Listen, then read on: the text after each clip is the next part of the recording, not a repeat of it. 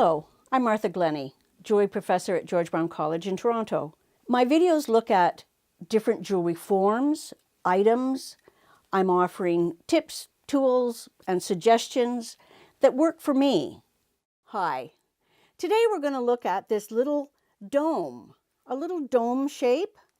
It's a stamped brass dome, but take a look at it closely and you can see that it's faceted and those facets are flat. So this presents a real challenge for us to bring this to a mirror finish, and the challenge that it presents is accuracy. So we have to sand and file each and every one of these little faceted facets to flat, smooth, and keep the form. You'll notice as you look that this middle, the top four triangles, make a square, and then there's a straight line made by these facet lines. So this is at 90 degrees, comes over the top, and that needs to be flat. And as well as having sharp edges, we want to have all the planes come together to a single point, to a vertice. So how are we going to do that? Well, we're going to go ahead and do it. I'll show you how. So the first thing, of course, we want to do, right, is we want to inspect this form. And we know, because it's a stamped form, that the metal is quite thin, and we can also see this edge right here. See how thin it is. And as we inspect these surfaces, we can see that, oh my goodness, they're not quite flat. They sort of curl up at the edge here, and in the middle of these large triangles in particular, they sink in a little bit. They're depressed. That's a function of the stamping process, where the metal sort of, where it's being formed and cut, and then it bounces back a little bit. If we just go in and file this now, what do you think's going to happen? I'll leave you to think about it for just a second. Okay, you're right. I hope you're right in realizing that if this middle is depressed, then we're going to be filing more at these corners and more at these corners, and whoops, before you know it, you've gone right through. So we don't want that. So we're going to do a little work on this before we start to do any filing or sanding. And it's really simple to push those planes back down. And you can use a simple wood dowel. I have two different ones here. This one's a little smaller, this one's a little larger. And this one, I've just used my regular goldsmithing file, and I have created a triangle form on the end. And that triangle form is going to fit in here. So I can use my steel block as a flat surface. We know it's flat. My punch and my mallet. Now, you might say, well, why can't I use a ball punch, or why can't I use a steel punch? Well, you could. The difficulty with using a punch, and particularly a ball punch, would be that I'm going to end up with marks all over the inside. And if the inside shows, then we probably don't want that. Whereas a wood punch will do the job for us, but won't leave marks on the inside. So let's have a go with that. And, better get my glasses on so I can see what I'm doing. So I'm going to set my punch up, and I like to do this form in a very methodical way, and starting with the largest triangles. So I'm going to put my punch in there, give it a good punch, come over to this edge. I'm not going to anneal it. I'm very specifically not annealing this metal. Because it's thin, it would be too, then it would become too soft. I can do the next one. And another reason to do it methodically is so you don't lose track of what you've done and what you've not done. So I would go around the whole surface and do every single one. Okay. Now, this is a very nice, I said about steel tools, but this is one that has a flat form and the end is polished beautifully. So in point of fact, this one should make a polished mark on there. So now I've never used this one on this form, so this is a real experiment, but let's give it a go. Where's one we haven't done? Here it is, right here. Let's see. Now I could travel with this one a little more easily, but I can see that it is leaving marks. I had tipped it just a bit, and it's leaving marks from the corner on there. So it's a trade-off. I think that probably would do the flattening more quickly, but then you've got those marks on the inside to contend with. And because the metal's thin, we don't want to consider removing too much material, or what will happen? Yes, you're right. We'll go through on the vertices. So once we've done that and created them all flat, the next thing I suggest that you do is use a Sharpie and mark the vertices. Give yourself some reference points. You know, we don't want to get lost in this form. We want to keep an eye on where the vertices and edges should be. And then you see I've numbered this. It's kind of numbered like that. What was that game that you used to do with folded paper? It looks like that. Reminds me of that. But I've numbered it because this is the order I suggest you do it in. So you do the big triangles first. 1, 2, 3, and 4. So they're all numbered number 1. Then you do these that are in between the triangles along the edge. And then lastly, you do these at the top. Now, one of the reasons I'm suggesting that you do it that way is not only is it better to keep it ordered, but these are the most difficult because they're the smallest. And these are the easiest because they're the biggest. So let's warm up to this form. Let's warm up our filing skills by starting with the easiest and then going from there. So I'm going to turn to my bench pin now, and we can see how we should approach filing on these small flat surfaces. So here we are, and we need to be filing these faces, and you can see I've already started on a couple of the faces. You can see also I've got my marks, so I know where I am. Now, the thing we want to think about is A, what file do we use? And what size? Well, the most important thing is that our file covers the whole surface. We don't want to use a small file that only covers part of the surface at a time. We want to cover the whole surface. So that means using our flat hand file. And you want to get everything lined up in a really nice angle. You know what I like to do? I like to have the file and my finger and my arm all in a straight line. And so that really all I'm doing is this, and nothing changes on this whole line. It's just my elbow. So once I find the correct line, then I can repeat it. Oh, but you know what? I almost forgot. What's Martha's rule? Martha's rule is we always do the edge first. So this kind of an edge, I can just use my sanding stick and come in. You can see I'm turning the form because I might have a bias towards one way or the other way. So I'm going to go around and do this whole surface.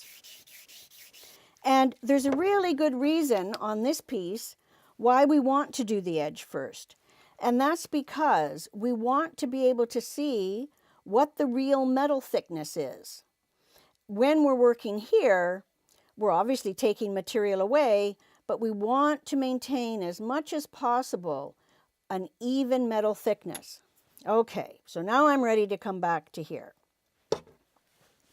And I've got my file, and I tip my form so that it's going to be at the same angle as my file and my arm. All right, I'm going to put my file on there, and I'm going to feel for the flat surface.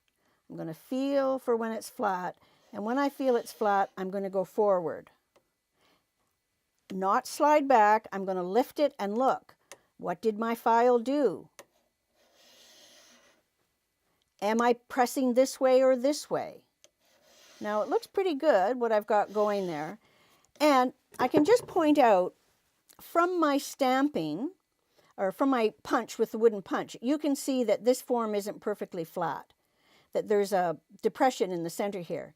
You'll never get it 100% flat with the wood punch. You just won't. But if you get it to be 85, 90% flat, you're good to go. I can tell that that's every time I take a stroke, that depression is becoming smaller. So I can tell with just a few strokes, you see, every time. And I'm lifting up every time and being very deliberate. I'm not going quite as quickly as I often do. And there you go. Now we have a flat form there. Now I'm not too worried about these right now if they're not perfect, because we have to take material off of these, and that should bring these points up to here. This one raises an interesting point because it sort of makes sense that I would hold my form this way. But then I'm filing and I'm entering the form, so to speak, from this narrow point. It's hard to tell if you're flat on the surface that way. So I would bring this around and probably work from this direction where I've got this long edge to find my flat.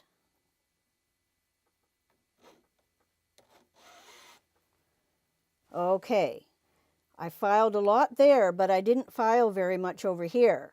So I think I was probably leaning that way a little bit. So let's go back.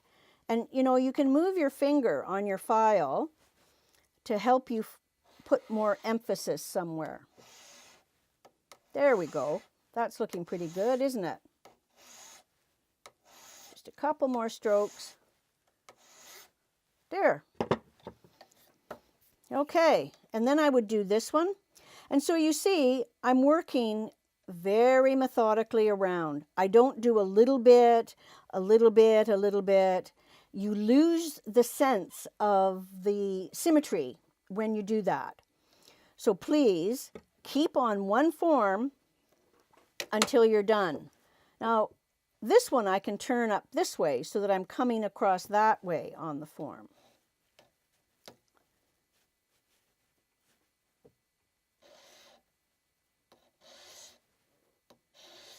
There we go.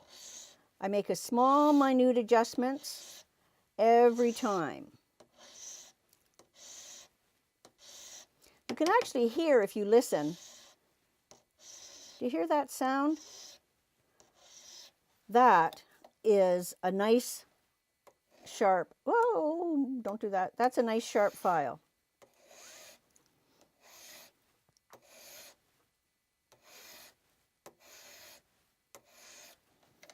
Okay, that one's not quite flat. If we look, we can see that there's file marks, but then there's two blank spaces here.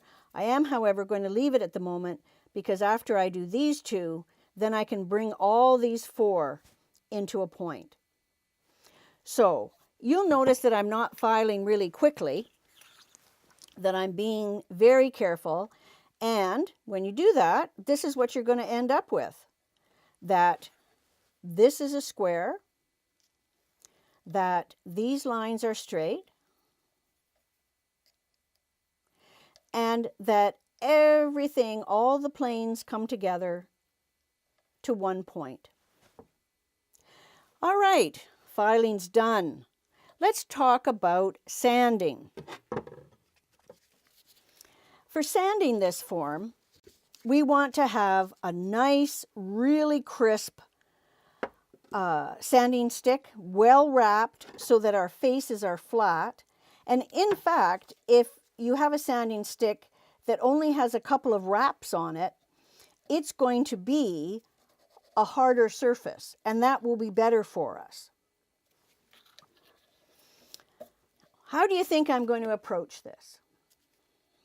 Yes, you're right. I'm going to approach this exactly the same way I did the filing. I'm going to do the 4 big faces first, and I'm going to lay my stick down,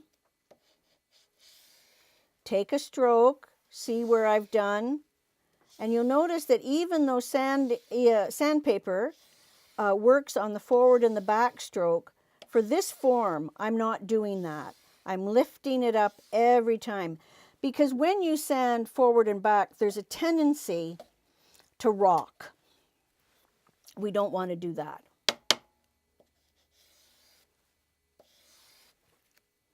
And I will just keep carefully going. Again, I can put emphasis on one side or the other, depending on where it is. And there we go. Then go on to this form. If I can, I also want to, if you can see, my file strokes are going across this way. So if I can, I want to go at a slight angle. So I'm going to sand just a little bit that way, because that helps me to see. All right, now let's see if you can get in here and see. Here's my sanding strokes, and I see my file lines that are going this way. And so when all of those lines are gone, then I know that my sanding is complete for that grade.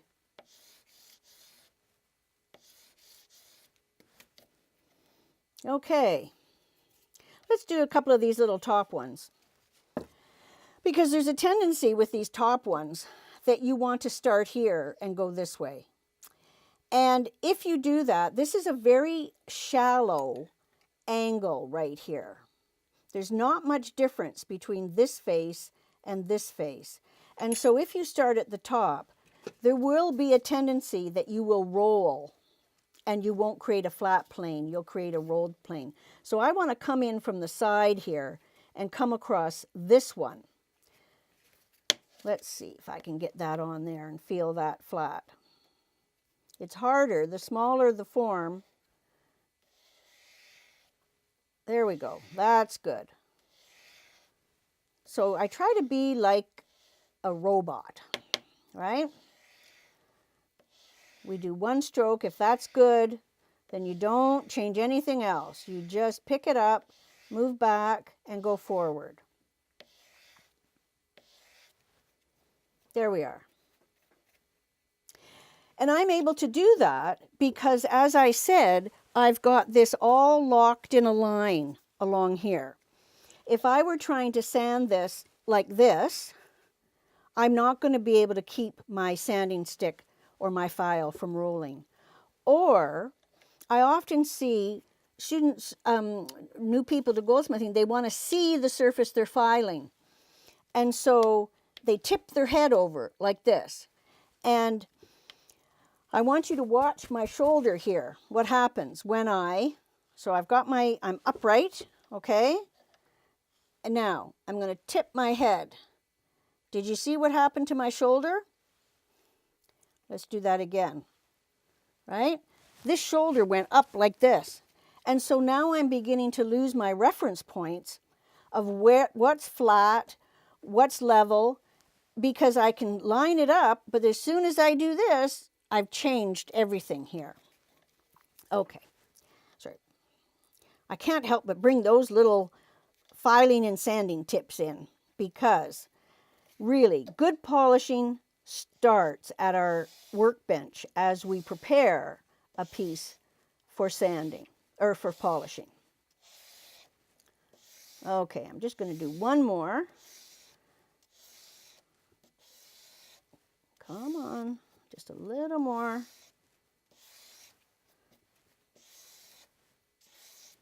There. Now, you can see after having done those, now my point comes in together. So that paper, I think, was a 320 paper. The other paper I have here is the 500 paper. So I would go over the whole piece again with 500 paper, as well as the edge here. And let's take a look. Now, where was I sanding? I was sanding over here. Let's take a look here. How did I do? Well, that looks pretty good, doesn't it? It looks quite the same thickness. So I'm pleased. I'm very pleased. But look, what are we going to do about this? What are we going to do about the inside? Now, certainly we're not going to try and polish that inside because there's a lot of marks in here from the stamping, the manufacturing process. Not to mention, I used some kind of a punch here that left some marks. So, and it would be crazy, it would be so time consuming, and we wouldn't end up with a good result. So why are we going to spend our time doing that? Really, what we can do is create a textured surface that looks good, and here's the important bit. It hides the marks and flaws that are there. That's a good idea, isn't it? So we want a surface that's coarse enough that it's going to hide marks, and then we want to apply it in a way that also helps us hide marks. So I'm going to use these little radial brushes. These are abrasive. This color happens to be 220 grit. So that's quite coarse, isn't it? I'm just going to probably put my head in front of the camera for just a second. Okay, so let's put that in there. And you'll see I've got 4 of them stacked up in there. I'm going to take those glasses off and put my safety glasses on. And now I can apply this because these are, see, they just turn around and those little arms make a very nice abrasive surface. And I can apply it this way in a linear way. Let me do that on these 2 pieces and then you can have a look. All right, see that? But you know what? That doesn't hide as much as if I go across and come down and go in all different directions. So this isn't abrasive. It will take some of the little surface marks off. And I'm going to keep working with it until I create a surface that I actually think looks deliberate. Okay? What we're aiming for here is something that looks good and it looks deliberate. It might not be a polish, but we've maintained our surfaces, and if it shows on the back of a piece, it looks fine. An attempt to try and polish this, you would still have flaws in the surface, and that's not going to look as good as a textural surface. Okay? Just another little tip for you. So let's see, where are we? We've got our piece that is all beautifully sanded by the magic of video, and we're ready to go to the polishing lathe to see how we're going to attempt to polish this and keep these surfaces and edges crisp and not rounded. It's going to be a challenge.